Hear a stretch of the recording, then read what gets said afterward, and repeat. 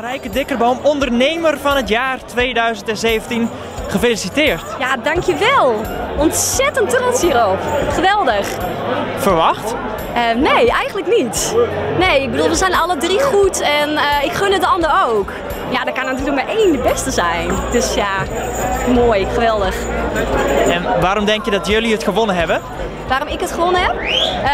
Nou, ik ben ontzettend actief als ondernemer in de regio. Regionaal, ook landelijk. Hè. Dus ik presenteer voor RTL 4. Daarnaast stuur ik een jong en dynamisch team aan in mijn beauty salon. We bieden meerdere specialismen aan onder één dak.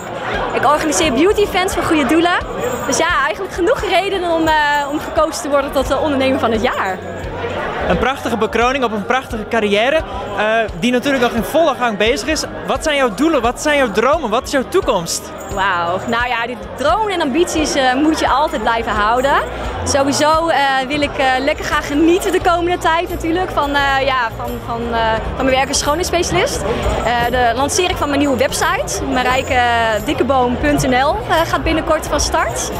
Ja, en vooral gewoon veel plezier in mijn werk, mooie nieuwe behandelingen aanbieden, specialisme en ja, genieten. Ja, dat is de toekomst. Zometeen, na vanavond, na deze prijs. Nu eerst, lijkt mij, feest vieren. Ja, we gaan vanavond feest vieren. Mijn team is hier, mijn meiden. Dus we gaan straks lekker een wijntje drinken en nog even nafeesten. Ja, Fouke, bekend begrip denk ik hier wel in Noordoost-Friesland, hè? Denk ik wel. Blauw-witte busjes hoor altijd te ringen. Ja, zie vallen wel op, hè? Kerkers erachter. Die karkens erachter. Du bent genomineerd uiteindelijk hier voor ondernemer van het jaar. Ja. Weer een teleurstelling dat het net wel aan beste. Een teleurstelling. Het was voor mij al een hele eer dat ik genomineerd werd. En ja, als je dan zo vier bent, is het natuurlijk altijd een teleurstelling dat je het net wordt. Maar ja, ik gun het horen. Marijke had het won en ik gun het haar van harte en ik gefeliciteerd met de prijs.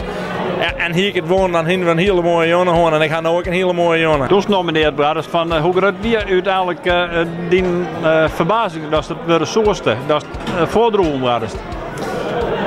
Ja, het is natuurlijk altijd wel een verbazing dat je genomineerd wordt. En dan is ik had nog steeds de vraag van, ja, waar komt het wij en dat ik genomineerd ben? En wij hebben een list of had hij me opjoen en ja, die vraag had ik altijd wel horen, die had ik nog steeds wel. Maar dat, ja, wat ik zei, het had een hele eer geweest om genomineerd te wijzen. En ja, ik vond het echt prachtig mooi. En ik denk dat de voor RTV en NOF, wat Jim hier als vrijwilligers door petje af. En echt een heel leuk om dit mee te maken. En ik vind dat Jim hier gewoon met trots zetten maar. En echt hartstikke leuk.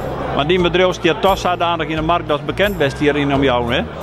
Oh, dat denk ik wel. En van die jongen op het podium waar ik zei van ja, die blauwe maar witte busjes dat die deel komen, dat komt Fouke gewoon. Ja. In die zone die ik nog bezig ben, ga ik toch wel heel wat opbouwen dat die blauwe maar witte busjes die in de omgeving in Noord-Friesland ja, wel opvallen. En dan werd het al wel denk ik waar het Fouke is.